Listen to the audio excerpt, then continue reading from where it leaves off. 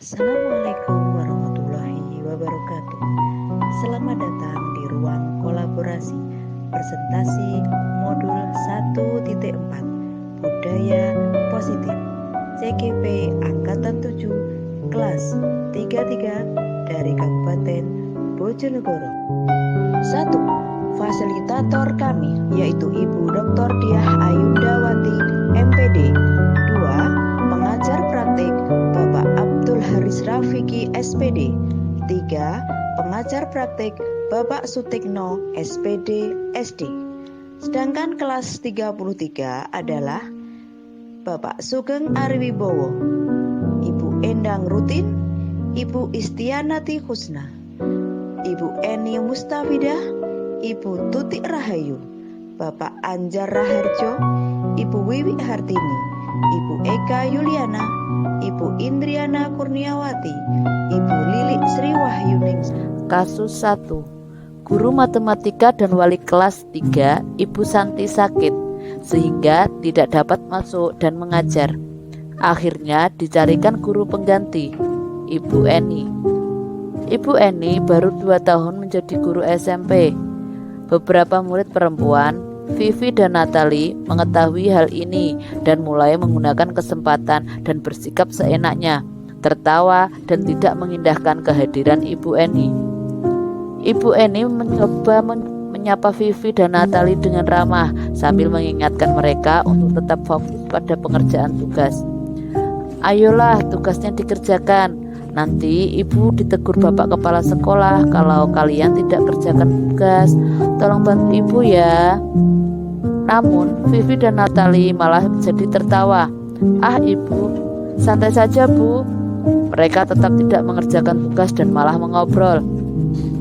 Keesokan harinya, Ibu Santi memanggil Vivi dan Natali serta menanyakan tentang laporan Ibu Eni. Ibu Santi menanyakan apakah mereka bersedia melakukan memperbaiki permasalahan yang ada.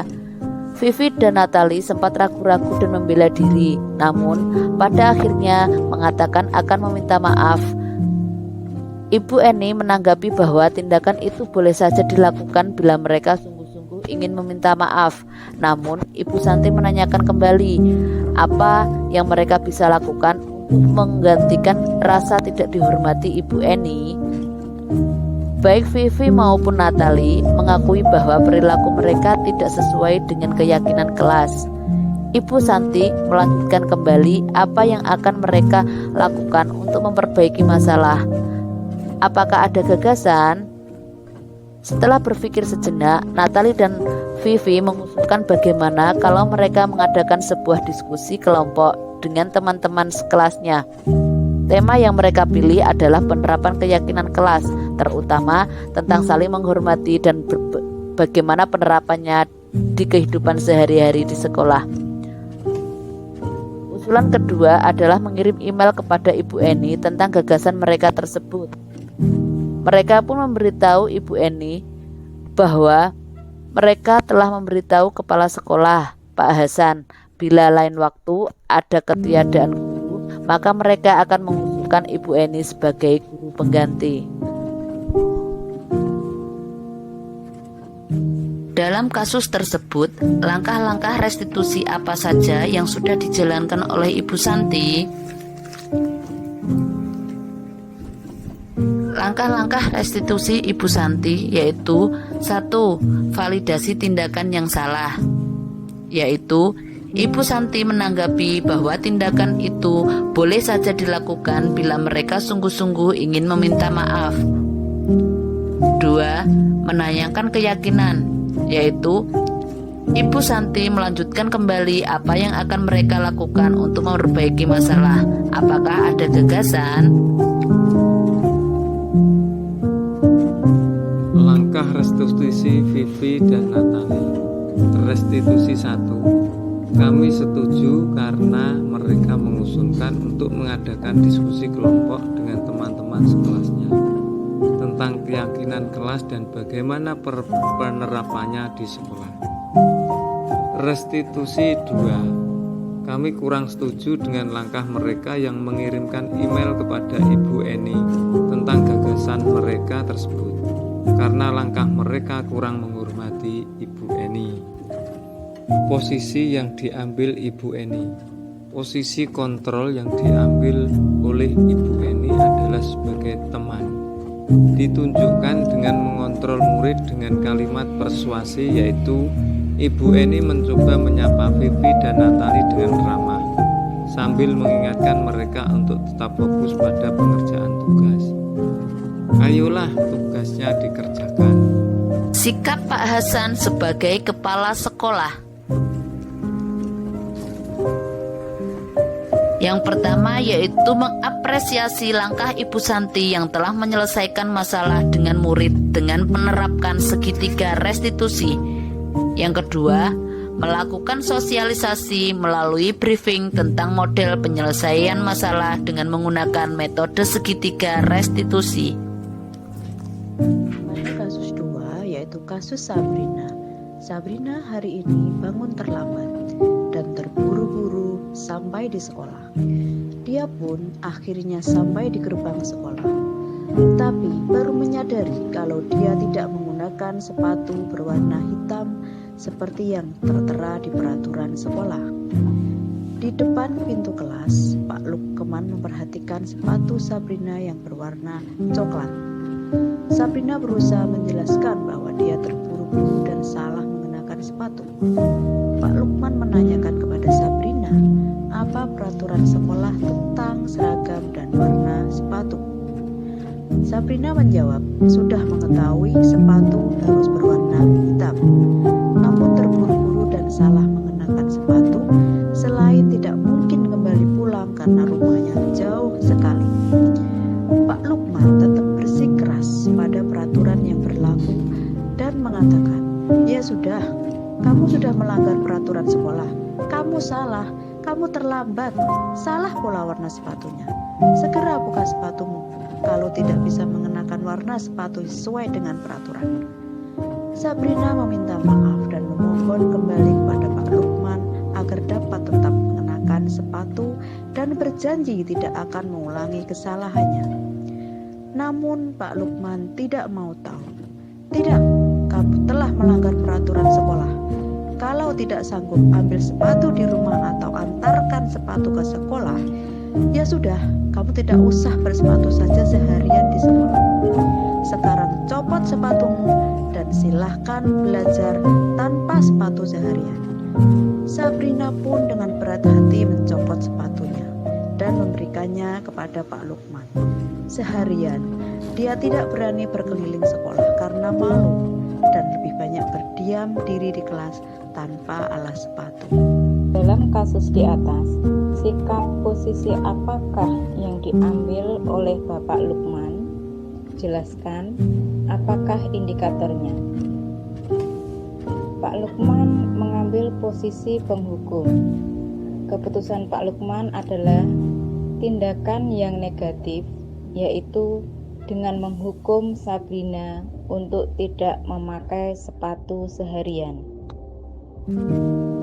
Nilai kebajikan atau keyakinan sekolah apa yang dituju dengan bersepatu warna hitam, yaitu nilai penghukum. Seorang penghukum bisa menggunakan hukuman fisik ataupun verbal.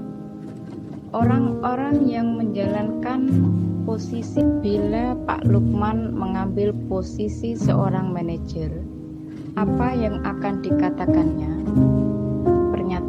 Pernyataan seperti apakah yang akan diajukan ke Sabrina?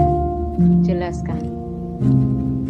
Mengajukan pertanyaan untuk menstabilkan identitas, memvalidasi tindakan yang salah, dan menanyakan keyakinan kelas. Selamat pagi Sabrina. Sabrina, kamu mengetahui sekarang seragam sepatu warna apa? Ya, semua orang memang pernah melakukan kesalahan dan sekarang kamu melakukannya. Jadi, sekarang bagaimana ini Sabrina? Baiklah, jadi menurut Sabrina, keyakinan kelas mana yang perlu Sabrina tingkatkan. Jadi, apakah Sabrina meyakini nilai keyakinan tersebut? Apakah Sabrina bersedia memperbaiki masalah keterlambatan dan kesalahan memakai sepatu ini? Bagaimana kamu akan memperbaiki keterlambatan? Lalu apa yang bisa dilakukan untuk memperbaiki agar tidak salah lagi memakai sepatu? Kira-kira kapan Sabrina akan memulainya? Ada lagi yang bisa dilakukan Sabrina agar tidak terlambat sekolah dan salah memakai sepatu. Kira-kira bila Anda adalah kepala sekolah di sekolah tersebut, nilai kebajikan apa yang ingin dituju oleh peraturan harus berwarna hitam, yaitu nilai kedisiplinan, komitmen, bertanggung jawab, dan menghindari kesenjangan sosial. Bagaimana Anda menyikapi langkah yang diambil Pak Lukman mengenai kasus tersebut? Saya tidak setuju dengan langkah yang diambil Pak Lukman dan melakukan pendekatan kepada Pak Lukman untuk memberikan pemahaman tentang sebuah penanganan kasus yang lebih baik. Ibu Dani sedang menjelaskan pelajaran bahasa Inggris di papan tulis. Namun, beliau memerhatikan bahwa Fajar malah tidur-tiduran dan tampak acuh tak acuh pada pelajarannya. Fajar, coba jawab pertanyaan nomor 3. Maju ke depan dan kerjakan di papan tulis. Fajar pun tampak malas-malasan maju ke depan. Dan sesampainya di depan papan tulis, Fajar pun hanya diam terpaku sambil memegang buku bahasa Inggrisnya dan memainkan spidol di tangannya. Ayo Fajar, makanya jangan tidur-tiduran. Lain kali perhatikan. Sudah sana, duduk kembali. Kira-kira siapa yang bisa? Fajar pun kembali duduk di bangkunya. Hal seperti ini sudah sering kali terjadi pada Fajar. Seperti tidak dan acuh tak acuh, dan nilai-nilainya pun tidak terlalu baik untuk pelajaran bahasa Inggris. Pada saat ditegur oleh Ibu Dani, Fajar hanya menjawab, "Tidak tahu, Bu."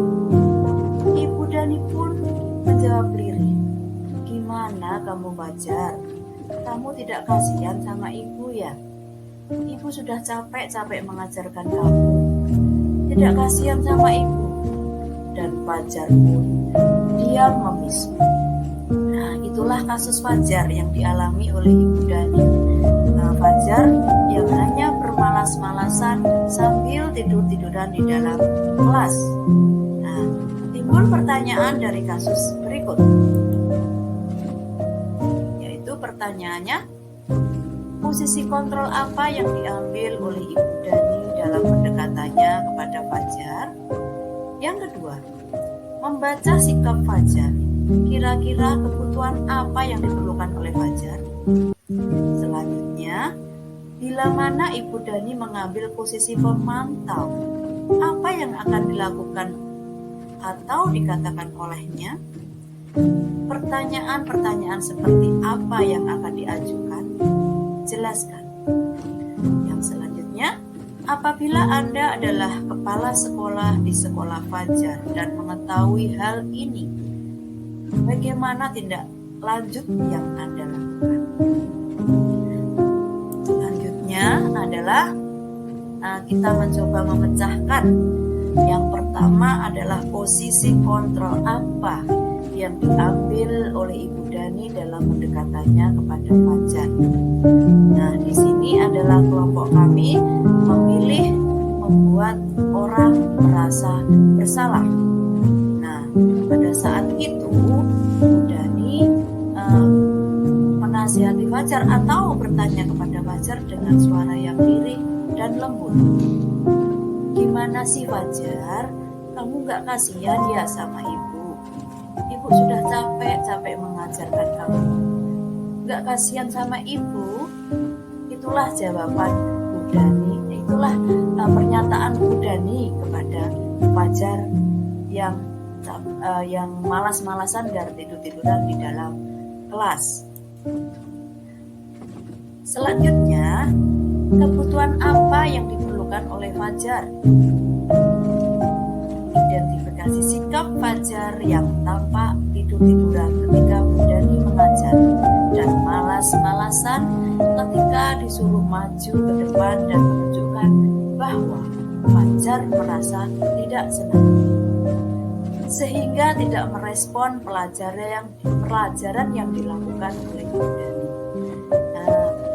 Kesimpulannya bahwa seorang anak Fajar ini adalah kebutuhan yang diperlukan adalah cinta dan kasih sayang serta kesenangan. Nah, kesimpulannya, dengan terpenuhinya kebutuhan dasar cinta dan kasih sayang yang tinggi biasanya ingin disukai dan diterima oleh lingkungannya, mereka juga akrab dengan orang tuanya. Biasanya mereka belajar karena suka pada gurunya. Bagi mereka, teman sebaya sangatlah penting. Mereka juga biasanya suka bekerja dalam kelompok. Anak-anak dengan kebutuhan dasar kesenangan yang tinggi biasanya ingin menikmati apa yang ia lakukan. Mereka juga konsentrasi tinggi saat mengerjakan hal yang disenangi.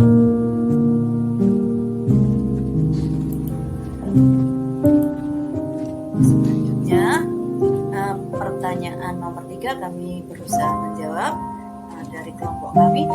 Bila mana Ibu Dani mengambil posisi pemantau, apa yang akan dilakukan atau dikatakan olehnya? Posisi pemantau atau bisa dikatakan monitor berarti mengawasi.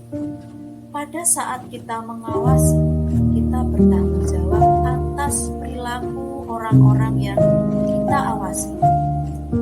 Jika posisi pemantau berdasarkan pada peraturan-peraturan dan konsekuensi, dengan menggunakan sanksi atau konsekuensi, guru yang menjalankan posisi pemantau sangat mengandalkan perhitungan, catatan, data yang dapat digunakan sebagai bukti atas perilaku seseorang.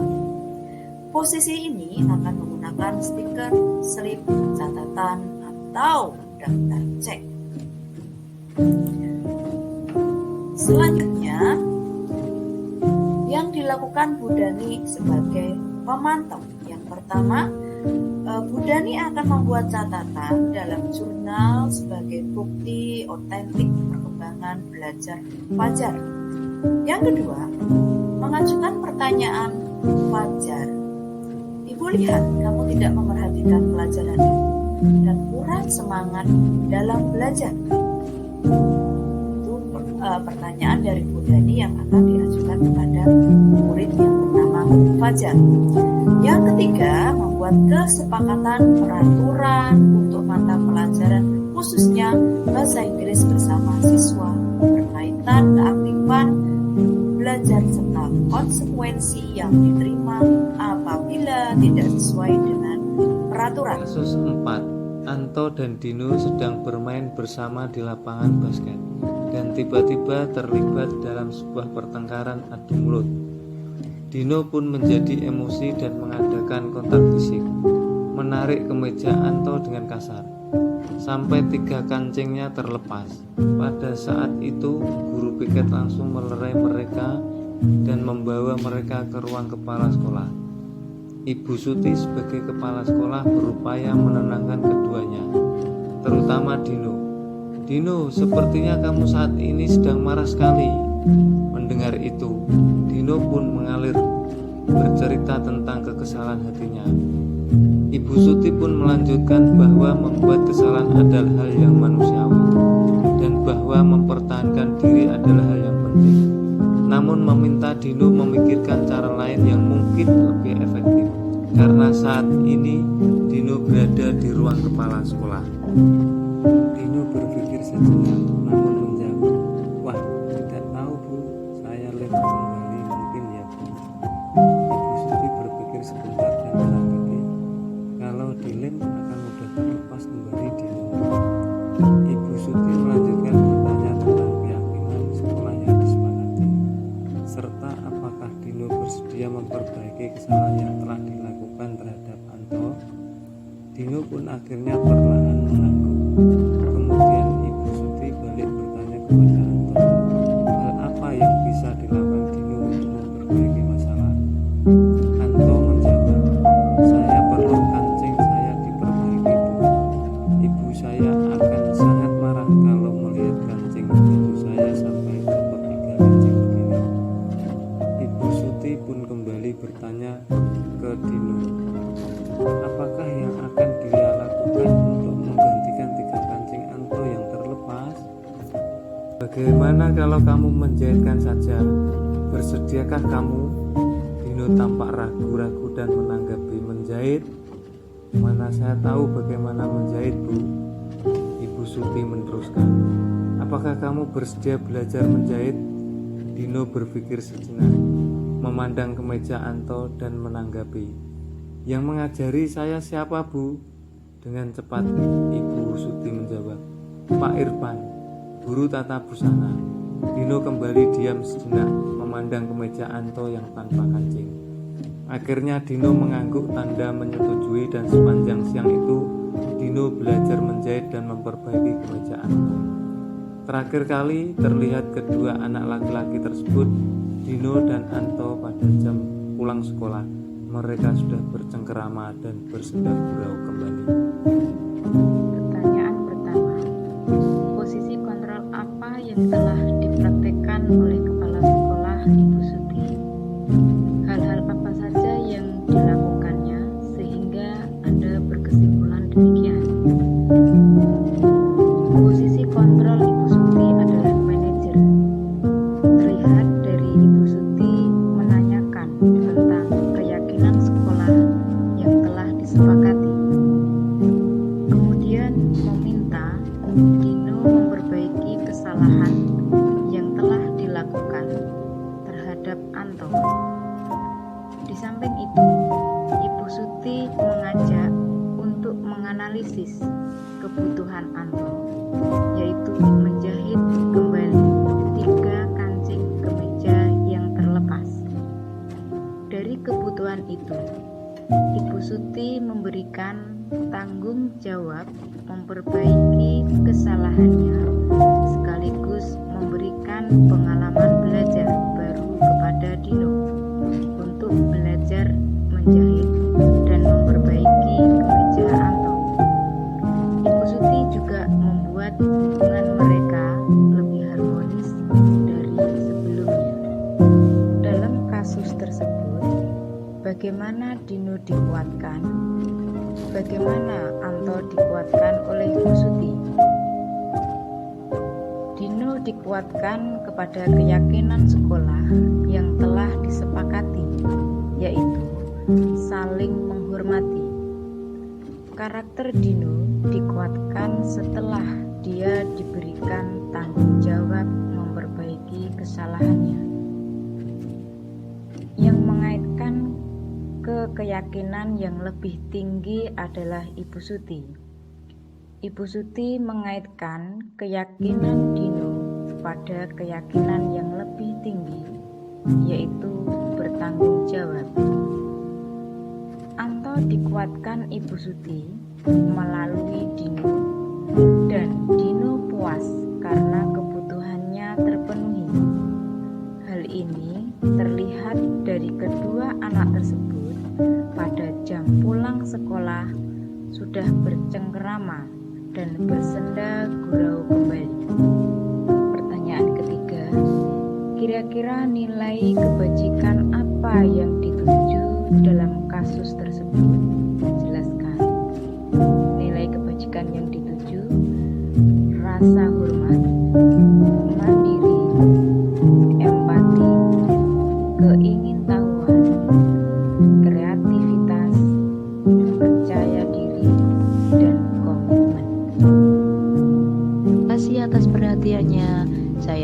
diri. Assalamualaikum warahmatullahi wabarakatuh. Salam guru penggerak.